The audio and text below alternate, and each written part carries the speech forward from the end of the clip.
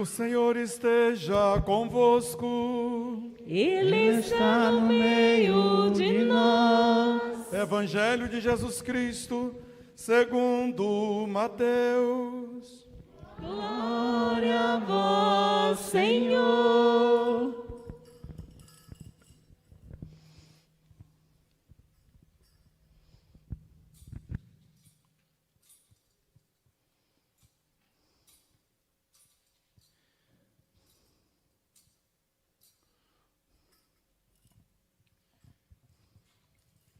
Naquele tempo, partindo Jesus,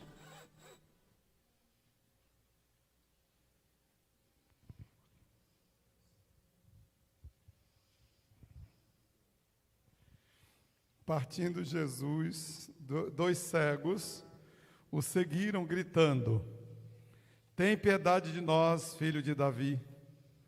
Quando Jesus entrou em casa, os cegos se aproximaram dele. Então Jesus perguntou-lhes: "Vós acreditais que eu posso fazer isso?" Eles responderam: "Sim, Senhor." Então Jesus tocou nos olhos deles, dizendo: "Faça-se conforme a vossa fé." E os olhos deles se abriram. Jesus os advertiu severamente: "Tomai cuidado para que ninguém fique sabendo." Mas eles saíram e espalharam sua fama por toda aquela região. Palavra da salvação. Glória a vós, Senhor.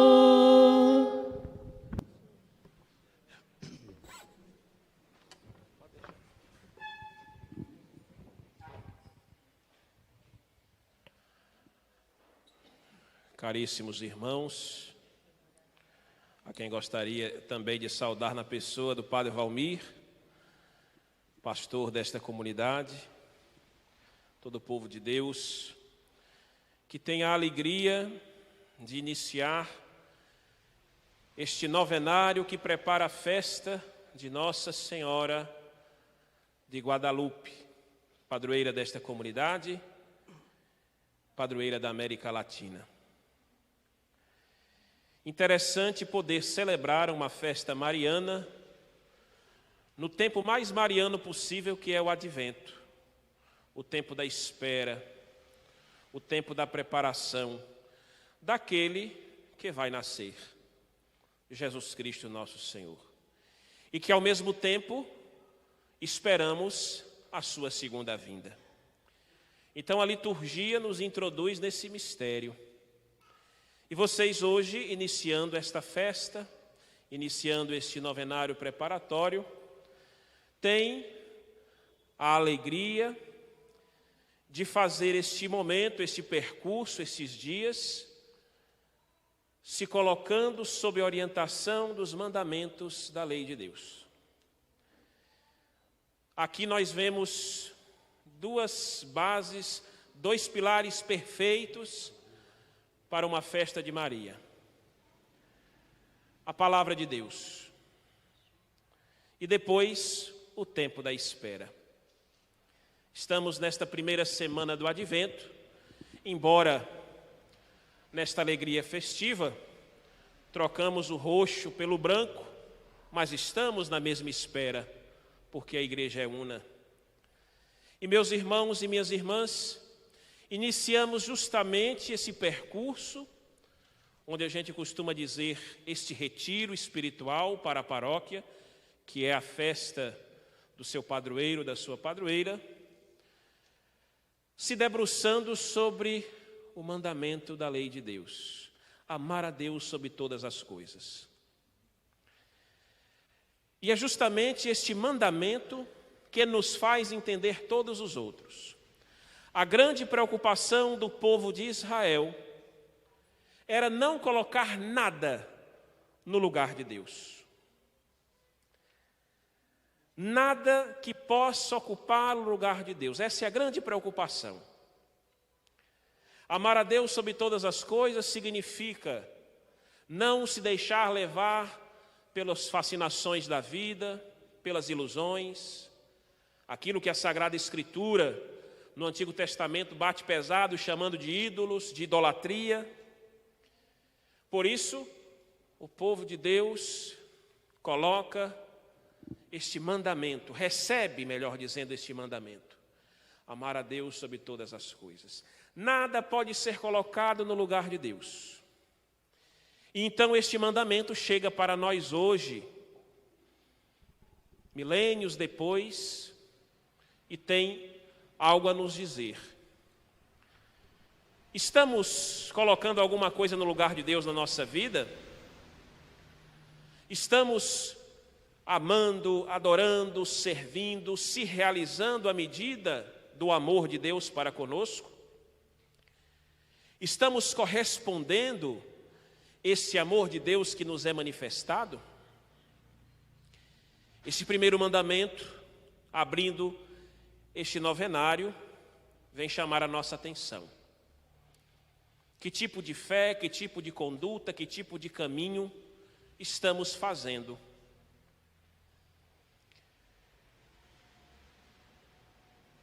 Também há outra pergunta que nós devemos nos fazer, considerando o tempo que estamos vivendo. Que imagem de Deus eu estou assimilando? Que imagem de Deus eu estou anunciando? E esta pergunta nos provoca, porque nós temos várias imagens de Deus. Eu não chamo de imagem como a imagem de Guadalupe, porque não se pode fazer imagem do Pai, porque não está sujeito ao tempo. Mas eu digo a imagem que nós temos de Deus. E aqui entra algo muito importante. Jesus é a chave para vermos de fato qual é a imagem de Deus para a nossa vida. É Jesus quem nos ensina quem é o Pai. É Jesus quem nos ensina como amar a Deus sobre todas as coisas. Jesus é esta chave de interpretação para compreendermos quem é o Deus Criador e Salvador, que nos cria para a salvação. Portanto, aquilo que Jesus disse a Filipe, quem me vê, vê o Pai, nos ensina tudo, nos mostra tudo. É o primeiro mandamento sendo vivido, aplicado, ensinado e disseminado entre nós. Portanto, meus irmãos e minhas irmãs, olhar o primeiro mandamento é olhar a pessoa de Jesus, a sua entrega, o seu amor, o seu serviço. E aí aquele doutor da lei que perguntou a ele qual é o mandamento maior da lei de Deus? Amar a Deus e ao próximo. Então Jesus é a chave para entendermos o que é amar a Deus. Hoje no Evangelho, nós escutamos que 2 cegos seguiam Jesus gritando: tende piedade de nós, filho de Davi. Um dos títulos de Jesus. E Jesus se aproxima dele e diz: vós acreditais que eu posso fazer isso? Ou seja, a cura? Sim, Senhor. Então Jesus diz: faça-se conforme a vossa fé. Então a chave para entendermos a instrução de Deus para a nossa vida é Jesus Cristo. Fora dele, nós não podemos entender, compreender a Sagrada Escritura. Nós não podemos entender os mandamentos da lei de Deus. E em Jesus nós podemos também falar de Maria, aquela que se fez obediente até as últimas consequências. Maria que soube dizer sim. Maria que foi mãe porque antes foi discípula. Alguém que teve coragem de colocar a sua liberdade nas mãos de Deus. Alguém que fez tão bom uso da sua liberdade e assumiu o projeto de Deus como seu projeto. Porque, meus irmãos e minhas irmãs, Tanto o pecado quanto a santidade, o que está em jogo é o uso da liberdade. Quando nós vamos lá no Gênesis, a tentativa dos autores sagrados de mostrar a origem do pecado está no mau uso da liberdade. E quando nós vamos ver os ensinamentos dos profetas, da lei, o ensinamento de Jesus para vivermos a santidade, está no bom uso da liberdade que nós temos. Por isso, devemos pedir a Maria sua intercessão, a fim de que sejamos livres o bastante para amar a Deus sobre todas as coisas, acima de nós mesmos. Nós estamos vivendo em um tempo que temos uma inflação, mas uma inflação enorme de discursos acerca de Deus. E o parâmetro para sabermos se essas imagens e esses discursos de Deus, acerca de Deus, é verdadeiro, é Jesus Cristo. Se não for a imagem de Deus, Pai, que o Filho revela, não é verdadeira. E às vezes, porque não conhecemos as Escrituras, e porque não conhecemos as leis, as instruções de Deus, e porque não compreendemos a igreja, nos deixamos muitas vezes ser enganados por imagens que não correspondem a Deus. E aqui a igreja, num dos documentos mais bonitos de todos os tempos, oriundos do Concílio Vaticano II, nos diz algo que nos faz pensar. Por muito tempo, a igreja apresentou um Deus distante da humanidade. E por conta disso, nós temos hoje uma humanidade afastada de Deus. Isto significa amar a Deus. Onde é que eu dou provas do meu amor a Deus? No meu trabalho, na minha casa, na minha vivência. Ali devo me apresentar como cristão, que ama a Deus, que ama o próximo. É a postura que temos, são as opções que fazemos que devem nos mostrar que somos amantes de Deus. Bonito aquele discurso de São Lucas, quando Jesus está no meio do povo pregando e alguém do povo reconhece: feliz o ventre que te trouxe, bem-aventurados os seios que te deram leite.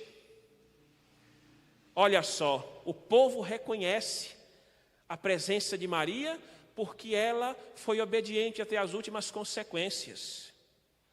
Não foi a mulher do discurso, mas da vida, da postura.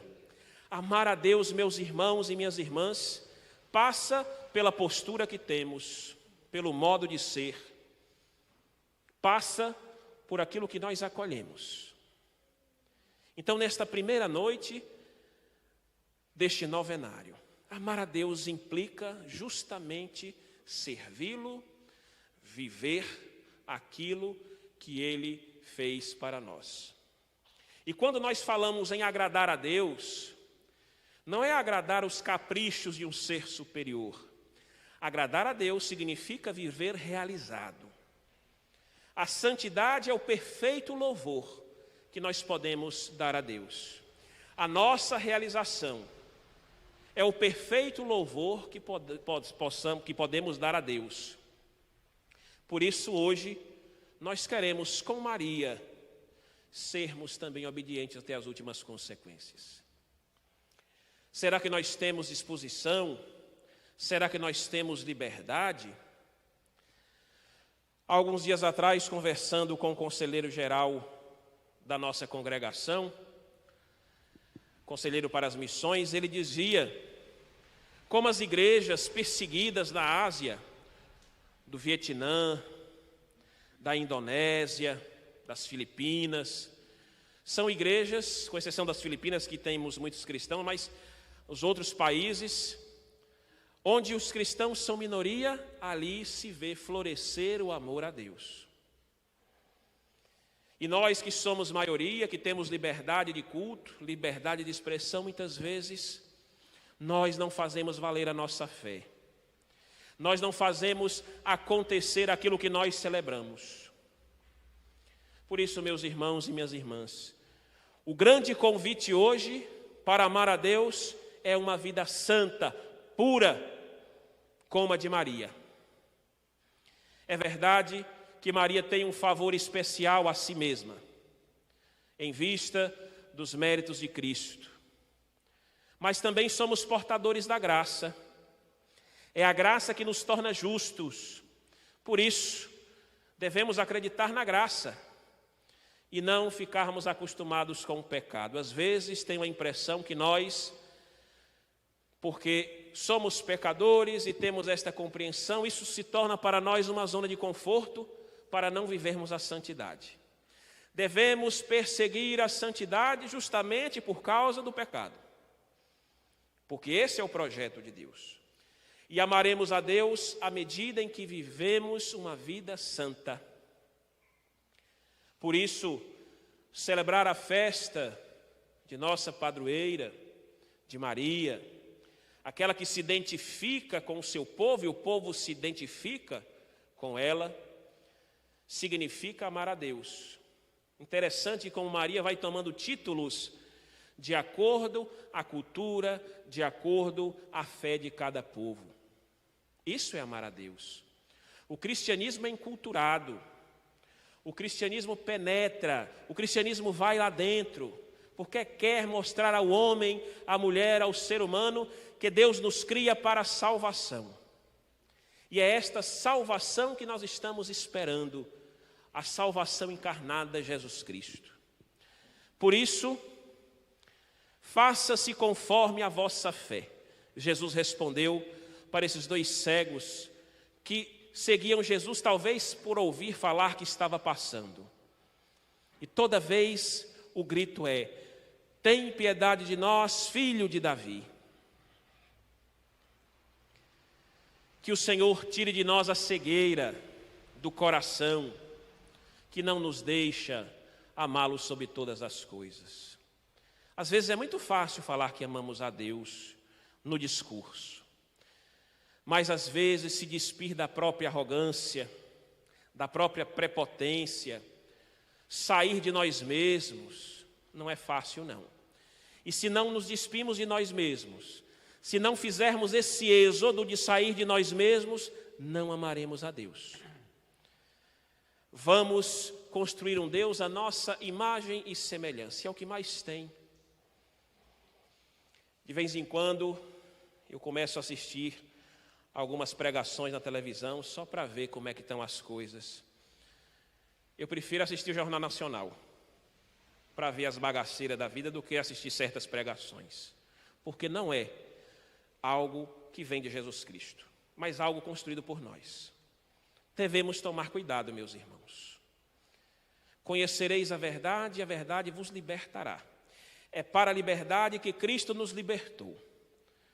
O parâmetro, repito, para sabermos se estamos corretos é a Sagrada Escritura. É ver se estamos de acordo com o ensinamento de Cristo. Estamos colocando em prática os 10 mandamentos? Olhemos para Cristo, porque Ele nos ensina, porque Ele é o parâmetro. E a igreja nos dá a Sagrada Escritura. Em todo o ano litúrgico, em 3 anos, nos 3 ciclos litúrgicos A, B e C, nós temos praticamente toda a Sagrada Escritura.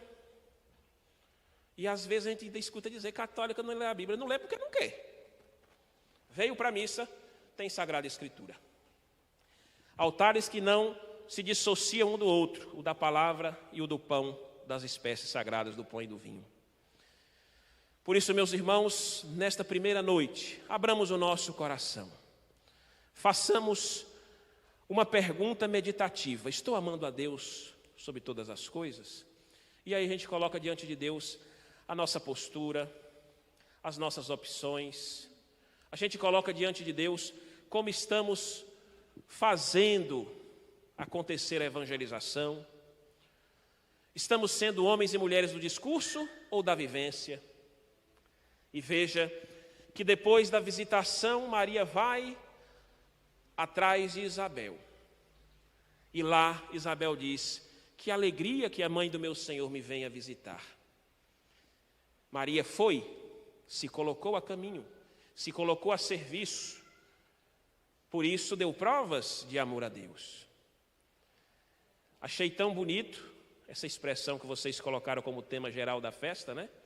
O encanto dos olhos de Deus. Realmente, Deus escolheu Maria porque sabia que Maria estava disposta a dizer sim. E a gente se pergunta, e a liberdade de Maria? A questão não é a liberdade de Maria, a questão é o tempo de Deus, porque Deus não tem nem ontem, nem amanhã. O tempo de Deus é agora. E por isso sabia que Maria se daria por inteiro até as últimas consequências. Portanto, com Maria, olhemos para Cristo. E com Cristo, somos chamados a servir a Deus. Não nos esqueçamos, melhor dizendo, a resposta de Jesus a Filipe. Quando Filipe disse, mostra-nos o Pai. Jesus olha para Filipe e diz, mas que coisa, você está há tanto tempo comigo e ainda não viu o Pai? Quem me viu, viu o Pai. Esta palavra nos ensina como devemos amar a Deus sobre todas as coisas, vivendo como Jesus viveu. E aí nós trazemos mais um trecho mariano. Fazei tudo o que ele vos disser. Veja como Maria nos ensina a amar a Jesus, que nos leva ao Pai. Por isso, meus irmãos e minhas irmãs, que este primeiro mandamento possa estar sempre presente na nossa vida, numa vida voltada ao Evangelho, numa vida devotada ao serviço, à fraternidade, à justiça e ao direito. Porque é isso que dizem os profetas e a lei, é isso que Jesus vem dar pleno cumprimento. Amar a Deus sobre todas as coisas deve ser algo primordial na nossa vida, aquilo que não passa. Se nós colocarmos as nossas forças naquilo que perece, tendemos ao fracasso.